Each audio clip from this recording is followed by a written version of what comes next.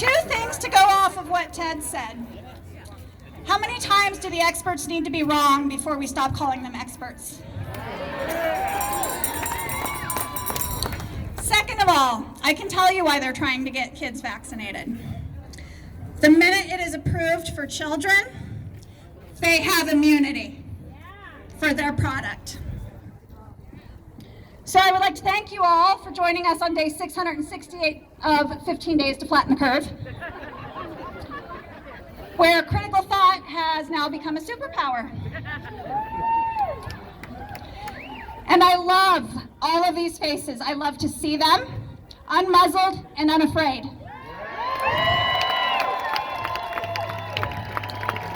But please, for the love of freedom, when you leave here today, continue to share your beautiful faces everywhere you go.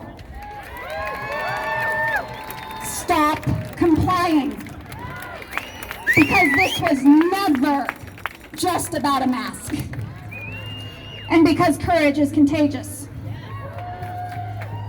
I'm here today to ask you for a favor, and it's not for me, but for the future of our republic.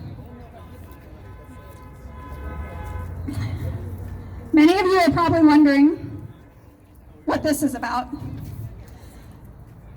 That we know of, Colorado has lost 5,290 healthcare workers to mandates.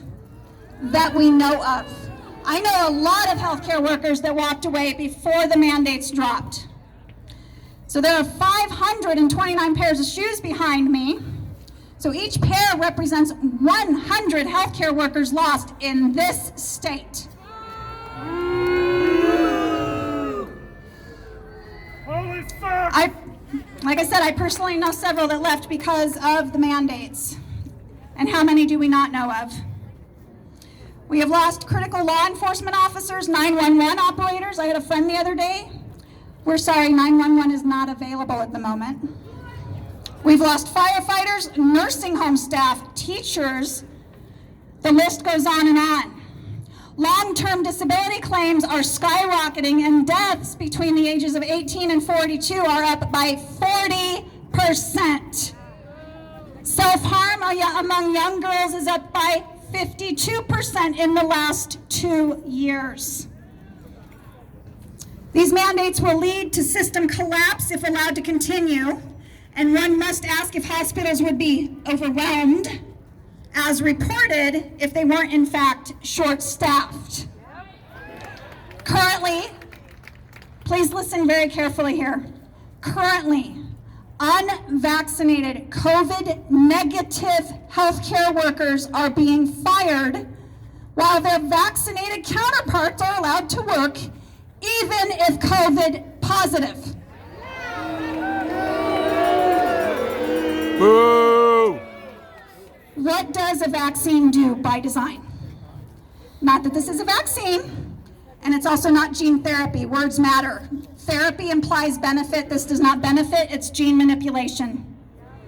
But a vaccine by design tampers with your immune system.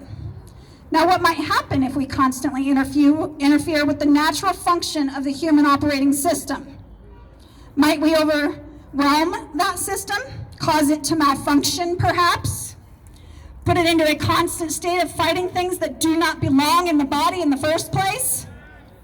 This is called chronic disease, or as Ted said, comorbidities. Diabetes, listed on some vaccine inserts. Guillain-Barré syndrome, or as I like to call it, polio, listed as an adverse reaction to some vaccines. Cancer, how about autoimmune disease?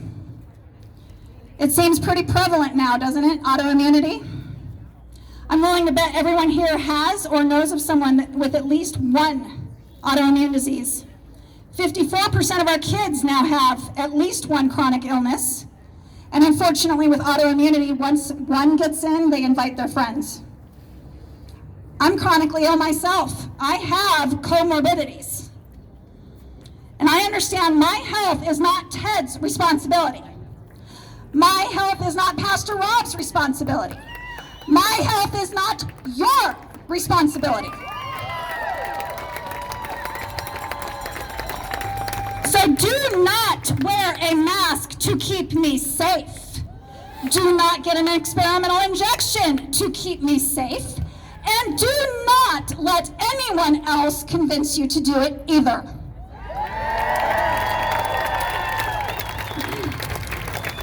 Many vaccines are made using aborted fetal tissue. The MMR contains a fully intact male genome. And fetal cells are so primitive, they mutate 100% of the time. You cannot be pro-life and pro-vaccine. Full stop.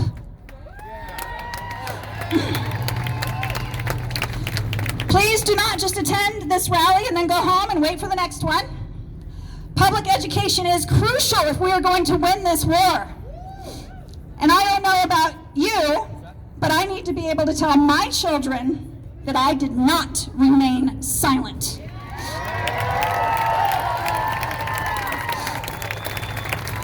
Every time we comply, we add another bar to their jail cell. How many of you yourselves or know someone that have only recently started questioning vaccines because of the den panic?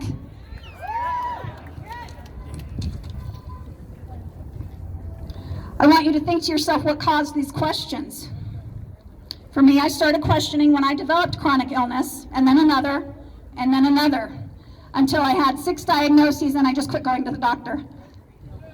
We all need to understand there is no money in well people, there is no money in dead people. The money is right in the middle. And what a racket. Doctors are being unduly influenced by industry-sponsored education and industry-sponsored drug trials.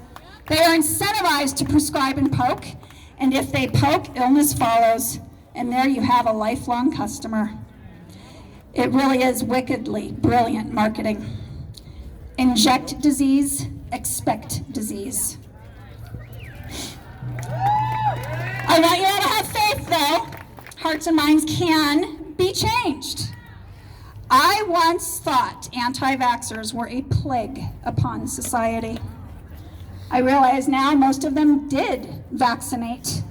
They did exactly what the herd asked of them, and when something went horribly wrong, that same herd abandoned them. And the manufacturers have immunity. So now these parents have vaccine-injured or dead children, and society has cast them aside. And worse than forgetting about them, they are mocked, ridiculed, and called crazy. So please, before you leave here today, hug an anti-vaxxer. I promise they do not have cooties.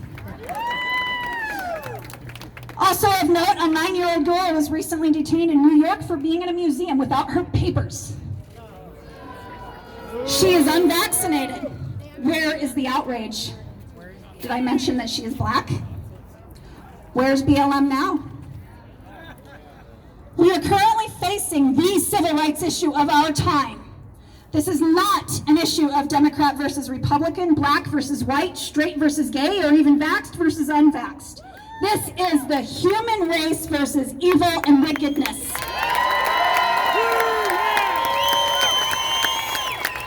And it is wickedness the likes of which humanity has never seen before.